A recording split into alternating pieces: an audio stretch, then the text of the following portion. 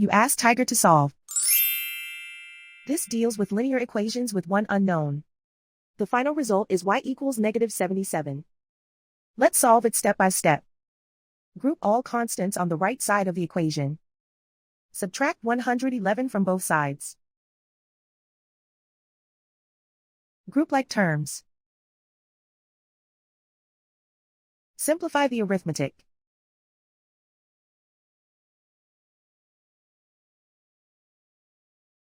Convert the y into a positive number. Multiply both sides by -1.